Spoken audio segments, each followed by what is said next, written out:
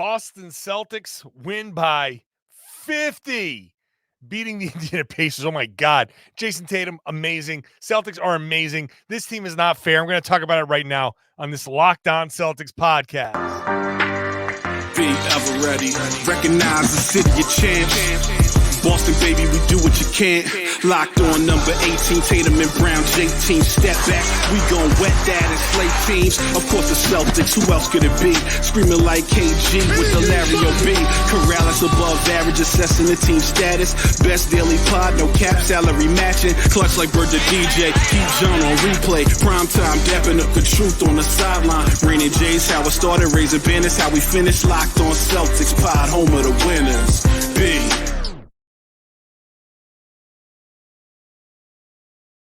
Podcast Network, where it's your team every day, and I got you every day, Monday through Friday. Bonus podcasts like this week. I'll have a bonus podcast Friday night. That's a Saturday night, I should say. That goes into Sunday. It's a Sunday podcast. So 6 days a week this week. I got you covered. Whenever there's a game, I got you covered. All right. So subscribe wherever you get your podcasts. This show is free. This show is available everywhere. It's on YouTube. Get into that comment section and talk your mess about these Boston Celtics who are 4-0 after a huge monster 155. Let me say that again. 155 to 104 win over the Indiana Pacers. Today's episode is brought to you by FanDuel. Make every moment more. Right now, new customers, you get a $150 in bonus bets with any winning $5 moneyline bet. That's $150 if your team wins. Visit FanDuel.com/lockedon to get started. Your team won in Boston on Wednesday night. Normally, the format is I have 3 sections. Section 1 is things I like. Section 2 is things I didn't like. Section 3 are things that make me go, I wonder about this. I'm not wondering about anything. And there's really nothing not to like. Okay, there's one thing. I could just get this out of the way. The one thing I didn't like, actually, the Celtics did give up 70 points in the paint. 70 of the 101 or 104 were in the paint. Can I nitpick a little bit? That I haven't listened to Locked On Pacers, which you should. You should, because Tony East does a great job there. You could easily make the case that if the Pacers didn't miss 32 3-pointers, that, hey, maybe this game would go differently. They probably still lose this game, and they probably still lose this game by double digits.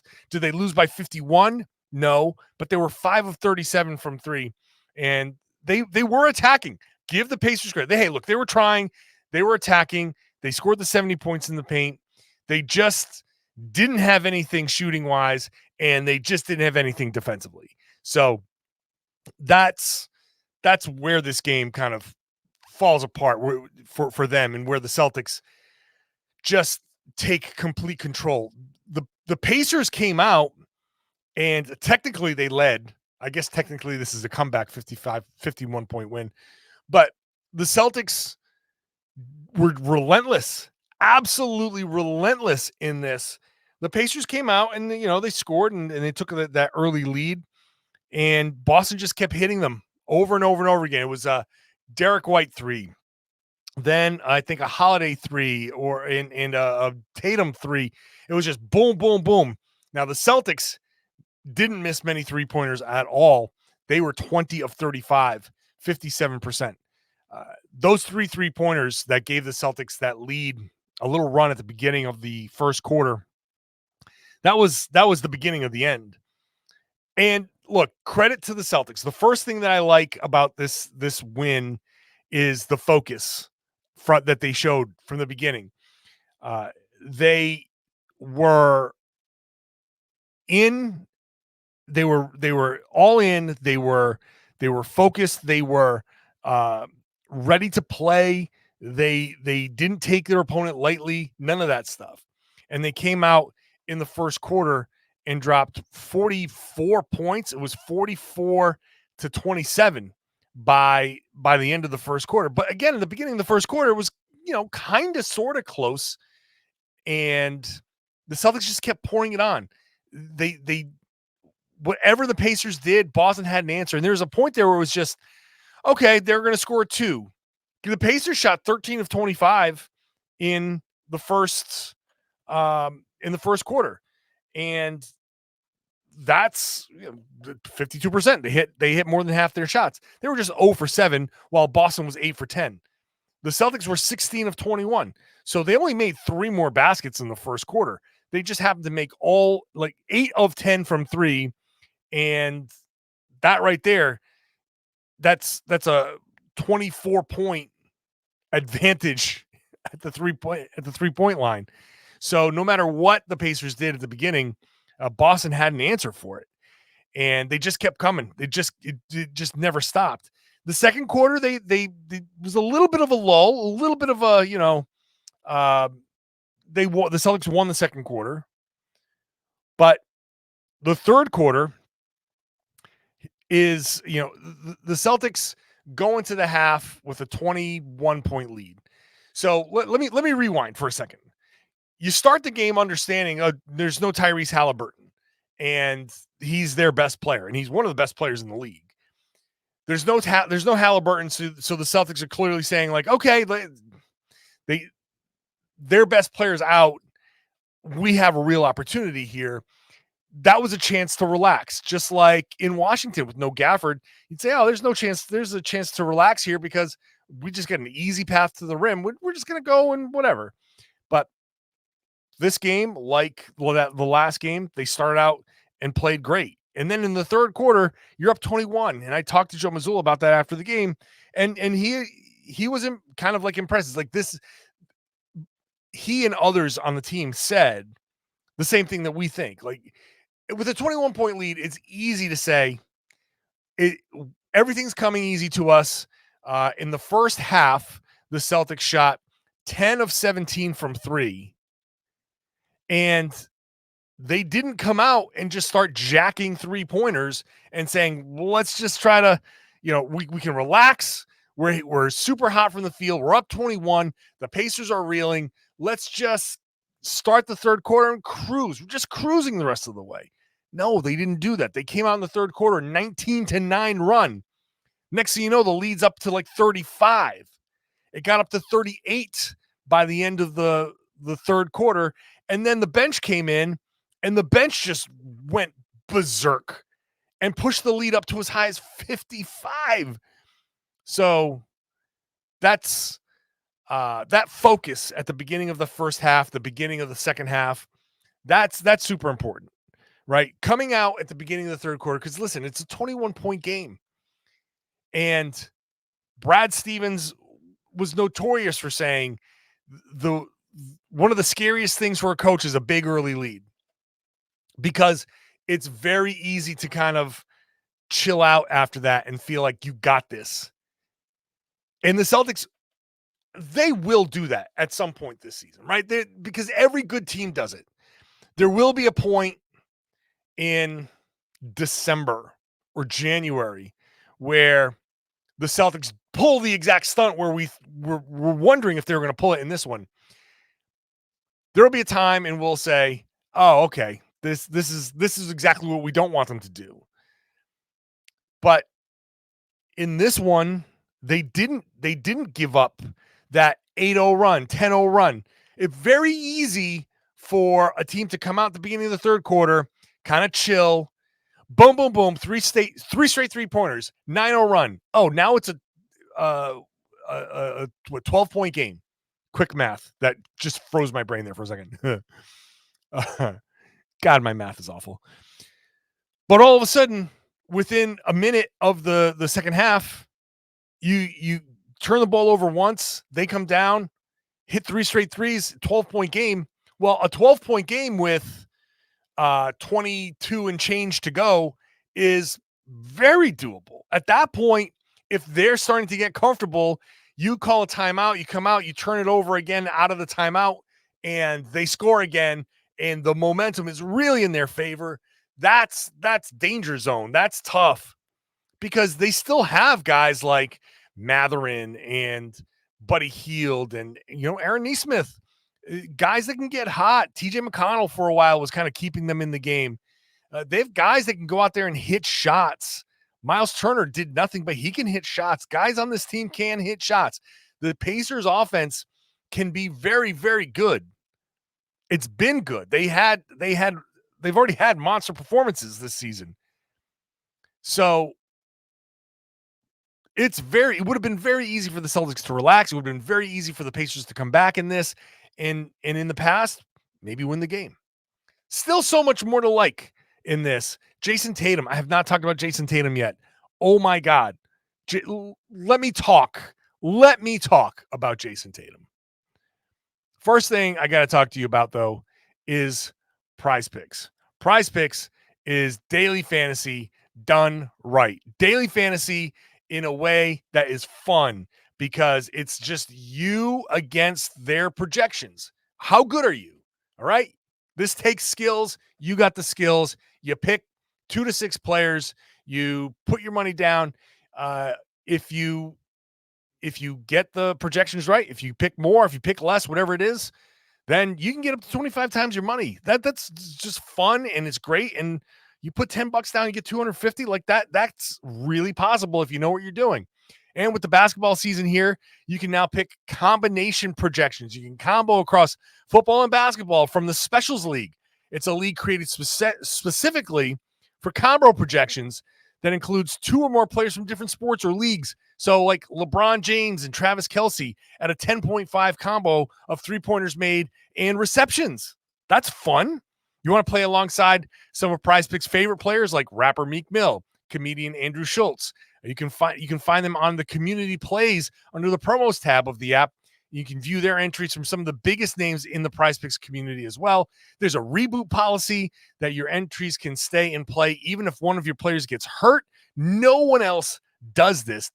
So there are plenty of reasons to play PrizePicks. I think it's the best one out there. Not only do I think it's the best one out there, I have people literally coming up to me at the arena saying how much they love PrizePicks. So give it a shot at prizepicks.com/LockedOnNBA. If you use that promo code LockedOnNBA on your first deposit, they will match it up to $100.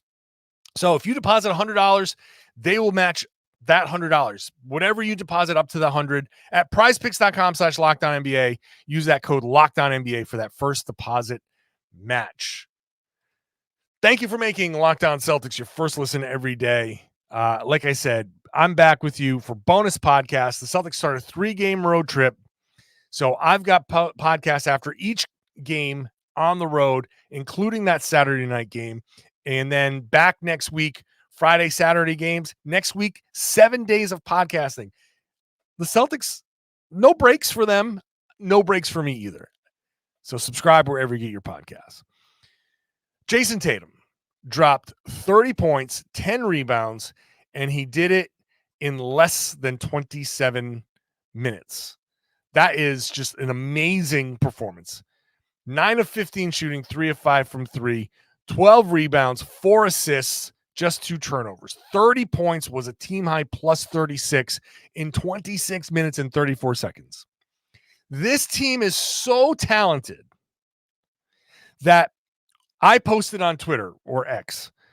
I'm just forever going to call it Twitter. You know why? Because when I log on, it still says twitter.com at the top. So I'm calling it Twitter. I tweeted out Jayson Tatum fully in his bag, and he was. Step back threes, post-ups where, little fake left, go to the other side, shoot mid-range jumpers, hitting everything, driving past people, getting to the rim, everything. So I tweeted out all of his makes, all 9 of his makes. And if you watch closely, there's one thing. Now, if you're at home, if you're watching on YouTube, pause this now, go watch it on my Twitter and see when you come back if you can say the thing I'm about to say. Don't do it if you're driving. Do not look at your phone while you're driving. Just take my word for it. Go pick it up afterwards when you get to wherever you're going, when you get to work. You'll see what I'm talking about. Okay, ready? Are you guys back? The people are at home. You're back now? What's the one thing that you saw in all those Jayson Tatum baskets? Single coverage. No double teams. Because there's so much talent on the floor that Jayson freaking Tatum, who is off to, in his first 4 games, an amazing start that to me is the best 4-game stretch I've seen him play. Because in other 4-game stretches that I've seen him play, it's just been, I think, a little bit more of he's hot from 3, and then that's kind of fueling things. This is not that. This is Tatum just scoring at a different level, scoring at with an ease. He embraces the contact. Watch that video. How many times is he getting hit? How many times is he initiating the contact? He's embracing the contact, embracing the physicality. And then he's playing off of it. And because so many great players are around him, Jaylen Brown, Kristaps Porzingis, Jrue Holiday, Derrick White, which of those guys are you leaving open to go double team Jayson Tatum? None. The Celtics have now become the thing I've always said about other great players. When the Celtics play Joel Embiid and the Sixers, the one thing I'm going to tell you all the time, I say it all the time. I started saying this back when it was Dwight Howard in Orlando and Kendrick Perkins was on the team. And I said it back then. Do not double. Do not double. If he goes off, he goes off. So what? If that star goes off for 50 points, just make sure the rest of the guys don't score 50. Well, it's a little more difficult to do with the Celtics, but Tatum is at that level, and the Celtics are that good where you have to stay home on these other guys and just hope that Tatum hasn't done so much that he's unlocking other players too. But the problem is that all of these other, you got Jaylen Brown, who was pretty good in this, but like also, average game, 16 points in 25 and a half minutes. But are you going to, if he's got one-on-one coverage, now that's another guy. So you're not going to double him either. Well, Jaylen in one-on-one coverage is pretty damn good too. Second team All-NBA. Jrue Holiday can take a guy off the dribble one-on-one. Derrick White can take a guy off the dribble one-on-one. Kristaps Porzingis can post up anybody one-on-one. So Tatum doesn't have to take a ton of shots. He did this on 15 shots. He got 15 for him, 15 for Jaylen, 10 for Derrick White, 10 for Peyton Pritchard. Those are the guys with double-digit shooting attempts. If Tatum's going to get one-on-one coverage, then it is a wrap. It is a wrap.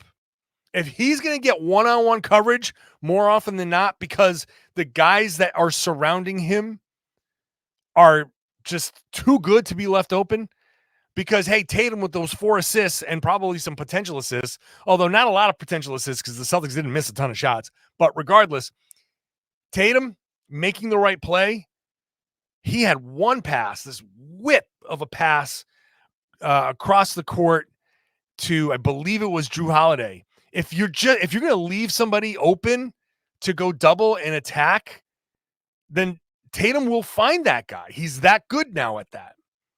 This is just MVP level stuff. Now, he has to obviously carry it through the next 78 games. I'm not saying that we're not talking about the MVP race now, but I have been a person who's super, super critical of Jayson Tatum, right? Like, he's, to me, up until this season, he's always been very good, and he's done a great job of becoming a playmaker, but I never, ever put him in the top tier of the NBA. I never put him in that top 3 of the MVP conversation. I never really thought that he ever truly challenged, even at the beginning of last year, where he was really good at the beginning of last year. And in the first ESPN straw poll that Tim Bontemps always does, he was the leading MVP candidate. I never really bought into that. This year is different. This Jayson Tatum, with, I think, a little bit more maturity, a little bit more understanding of just how big and strong he really is, how he can play bully ball, how he can initiate that contact. That guy, with coaching from Sam Cassell on how to play in the post, that guy, the guy we've seen through 4 games, that, not just an MVP candidate, that's MVP stuff. If Tatum plays like this throughout the whole season, and again, I understand it's just 4 games. I'm not saying that he's going to be the MVP right now. It's 4 games and things can change in a heartbeat.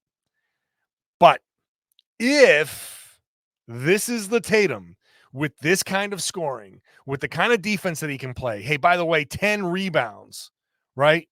12 rebounds, I'm sorry. 30 points, 12 rebounds, 10 defensive rebounds. He can go out there and block shots. He can go out there and challenge shots. That guy is going to be in that top 2 or 3 by the end of the year. This Tatum that we're seeing is different. In fact, when I come back, this entire Celtics team is different. The tagline for this year for the Celtics is it's different here. And they don't know how perfect that is because it's different here. I'll talk about that in just a second. Today's show is brought to you by our good friends over at FanDuel. FanDuel is America's #1 sportsbook. And if you're a new customer, if you're just joining FanDuel, you want to get in on the action, NFL, NBA, whatever it is, you just got to make a single $5 money line bet. You win that, they'll give you, on top of what you win, $150 in bonus bets. Go have fun with it. FanDuel says, good job, you won. You get your money and $150 in bonus bets if your team wins. So if you've been thinking about joining, this is the time. Basketball's in full swing. I'd say that, congratulations to the Texas Rangers. They won the World Series. So you're not going to bet on baseball, but you can bet on football. You can bet on hockey. You can bet on everything. It's all there on a very easy to use app, and you can play spreads and player props, over-unders, all sorts of fun things. FanDuel.com/lockedon. Get this season started off right. They also have these tools that can help you safeguard yourself. You can set your limits. You can set the parameters. You can really take charge of this so you're just having some fun with FanDuel, America's #1 sportsbook. And that's going to help you out because the one thing I always say is that I want you to please gamble responsibly because it can be a lot of fun if you do it the right way, and they will help you do that. FanDuel.com/lockedon. Thank you for making Locked On Celtics your first listen every day. Locked On NBA is the next place to go once you're done with this podcast. Locked On NBA has the whole league covered. I am fortunate enough to have the Wednesday show on Locked On NBA with Jake Madison. That's always a fun time for me. Covering the whole league, unique takes, just a fun way to kind of get the whole league, the big stories, everything covered. So wherever you found this podcast, next up, Locked On NBA. It's different here. It's different in Boston. These guys, not only are they playing up to their potential rather than down to their opponent, rather than come out at halftime and kind of cruise, they're just following through. Each of these 4 wins has been a kind of different style win. And after the Wizards game, the bench guys, the second unit guys, Joe Mazzulla kind of got them together and was like, hey, this is your job. This is what you do. And you can't let these teams come back and get back into games. It's a tough situation, but these are the things you need to do in order to be successful. And he got the most out of his bench in this one. Sam Hauser, I tweeted this out too. In the last podcast after the Wizards game, I said, hey, Sam Hauser can go 5 for 5 in the next game, and his percentage is going to be great. Well, he was 5 for 5 at one point. He missed one, so he ruined it for me. But I had him at 5 for 5. So thank you, Sam Hauser. One thing I really liked is me getting to say, I told you so. What a fun I told you so moment there. So Sam Hauser comes out, has 17 points. Peyton Pritchard comes out and kind of bounces back, 15 points, 9 assists. The bench has strong contributions across the board. Delano Banton comes in, 11 points on a perfect 4-4 night. You get just a little something from everybody. So that was a nice bounce back for the bench. And just love the fact that Mazzulla has, at the beginning of the preseason, he said, last year, I think I kind of lost touch with the end of the bench guys. And so to follow through and say, I don't want to be like that. I want to make sure I'm fighting for everybody. He's out there coaching garbage time as hard as he was coaching the first 3 quarters. And that resonates. Sam Hauser after the game says that's great. That's important. We want to see that because, and Joe kind of said this after the game, those guys, they're NBA players, man. They want their time. They understand the team that they're on, that they're not going to get a ton of minutes, but when the minutes do get there, these garbage time minutes, they are playing hard. They want to make an impression. Maybe they're trying to fight for minutes on their own here in Boston. Maybe they're trying to make a little bit of an impression for some other team. That's how it goes, right? That's just kind of how it goes. You're always auditioning either for your coach or for somebody else. So I like that Joe Mazzulla said afterwards, I owe it to these guys to coach them because they worked really hard to be in this position. I like the fact that the Celtics, it's important for the Celtics to have games like this, to have these garbage time quarters, because they're going to need these guys off the bench. And to me, going out there and being up 40 after 3 quarters instead of, kind of goofing around, that's if I were at the end of the bench, I would be appreciative of that, because now you're giving me 12 minutes of playing time that I wasn't going to get. And that's meaningful. I get to audition now for the coach or whatever. I get to maybe make an impact on this team. My girlfriend or my wife is in the stands. Maybe some of these guys have both, but I'm sorry. I couldn't resist that joke. I've people I love in the stands, families in the stands. I want to be able to go out there and play and have people see me. There's a lot of reasons why these guys at the end of the bench want to get on the floor, aside from just being competitive and wanting to ball. So it's important for these guys, the Celtics, the main guys, to go out there. If you're that much better than the other team, then do it. Rip them apart, sit for the fourth quarter, and let these end of the bench guys go out there and do their thing. And they're going to be needed at some point. Somebody's going to be down with a sprained ankle. Someone's going to have a hamstring. Someone's going to have a whatever. And these guys are going to need to step up. These little moments here or there all add up to getting these guys opportunities to get ready. So another thing to like from this game, Derrick White and Jrue Holiday. I'm going to end on those guys. Derrick White, if you read me on Boston Sports Journal, I put, there's one possession in the third quarter. It's a baseline out of bounds, and he guards like 4 different people on this play. Derrick White is he's everywhere. It's very easy to love Derrick White as a player. He should kind of be like everybody's favorite player. He should be like all the guys on the team's favorite player. That's how good Derrick White is. And he does all the little things. And oh, by the way, 7 of 10 shooting, 4 of 7 from 3, an 18-point night, 4 assists, 3 rebounds. And yeah, just an incredible night for him. Holiday comes out, has a similar night, 15 points, 6 of 9 shooting, 3 of 4 from 3, 7 rebounds, 4 assists for him. Those two guys are we're going to be talking about them as one of the most dangerous backcourts in the league. There's more talent in other places, maybe overall, but when you combine these two guys and what they do on both ends of the floor, that is a dangerous backcourt.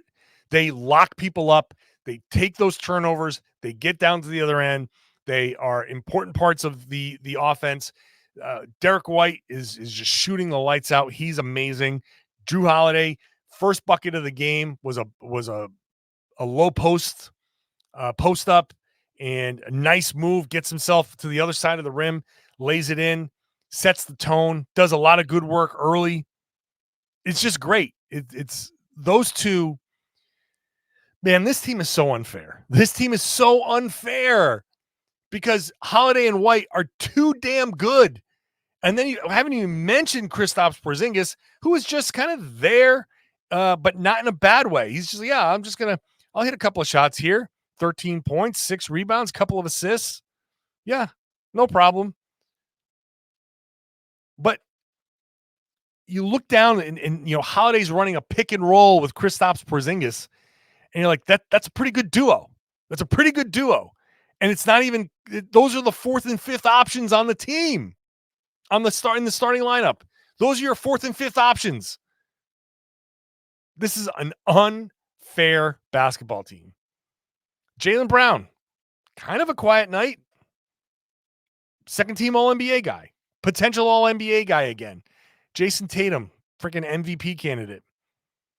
That's starting 5. Al Horford, 11 minutes. That's I guess the last best thing about this is no one played more than 27 minutes. Porzingis played 27:08. That's it. Everyone else played less. Horford, 11 minutes. Great. Preserve him. Let him feel great. You got 2 games on the road in Philly. You're going to need him for that. So save him. It's great. This team is unfair. It is unfair. They will hit a skid somewhere. They will have, we'll get frustrated with them. But I think the one thing they're building up right now is just some just capital. They're building up this goodwill. They're like, the more they play like this, the more the bad games, just a low energy game, those types of games are excusable because that's not the norm. So just wow. I'd rather talk about a bunch of 50-point wins this season than some of the losses that we saw last season. But I will talk about them all. Whatever happens, I'm talking about them here on the Locked On Celtics podcast. So make sure you are subscribed. Watch the show on YouTube. Hop into the comment sections. Let us all know. Just beat your chest. Crow about being a Celtics fan because you guys deserve to see this kind of basketball. It's an amazing basketball team. This is an incredible basketball team. I keep saying, don't make your plans in June because this team should absolutely be playing basketball in June. Thanks for listening. Thanks for watching. Hey, I love you every day. There's the people who are with me on a Monday through Friday daily basis. You're not going to get podcasts like this anywhere else. Monday through Friday, free bonus podcasts. You people who stick with me every day, love you. Can you share the podcast for me? Can you tell your friends and family, everybody, that they should be listening to and watching the Locked On Celtics podcast? Is right here on the Locked On Podcast Network. It's your team every day.